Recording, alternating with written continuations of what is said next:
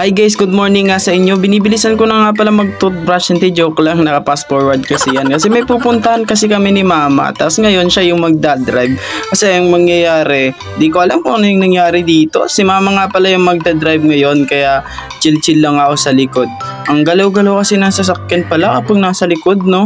Kaya yun, di ko na na-video kung ano yung nangyari. Kasi biglang umulan. Di ko alam kung bakit. Sabi daw nila may bagyo. Hindi ako na-inform. Di kasi ako updated sa mga nangyayari. Pero guys, babawi tayo. Meron kaming pupuntahan ngayon guys. Ngayong araw na to guys. Pupunta kami sa isa naming kapartner sa business.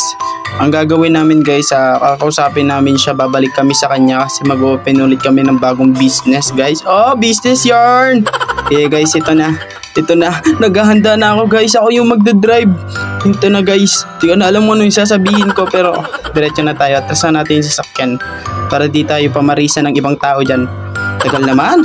Yun oh. Ang galaw-galaw, baka ma-aksidente tayo. Ingat-ingat lang tayo guys kapag nagdadrive. Huwag tayo maging kamote sa pagdadrive kasi e-bike lang tayo.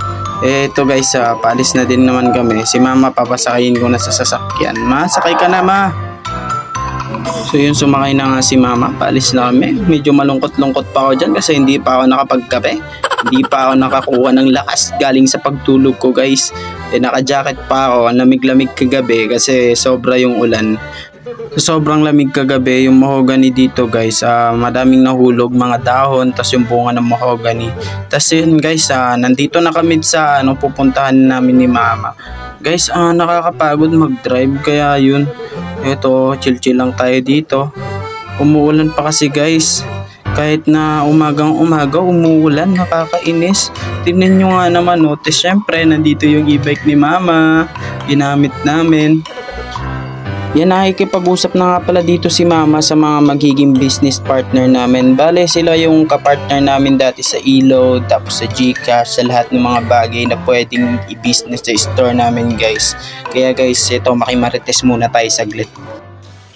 Bikaray ko ay inasan mo. Hindi, 59. Aman may pressure ka, 0.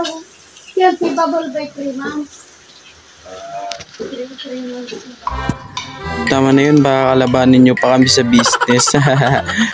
Nung pauwi na kami guys, lumakas na naman yung ulan. Kaya di ko alam kung bakit ganito. May bagyo nga ba talaga? Hindi ko alam eh. Kaya guys, dapat maging alerto po tayo kapag may bagyo. Mag-safe kayo.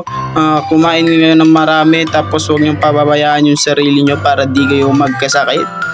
Yun guys, pauwi na guys. Ito na guys, i-charge ko na yan sa sasakyan kasi alam nyo na nagamit na naman si e-bike namin. Guys, comment kayo kung ano yung gusto nyong ipangalan sa e-bike namin para naman alam namin kung ano yung magandang ipangalan dito.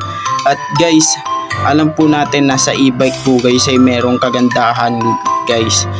Hindi na nga siya mausok guys, ginagamit pa ay kuryente.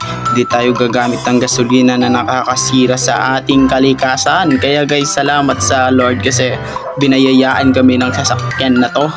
Hindi ko na alam kung yung sasabihin ko guys, kaya tatapusin ko na tong video na to. Kung alam nyo kung ano yung sinasabi ko ay alamin nyo.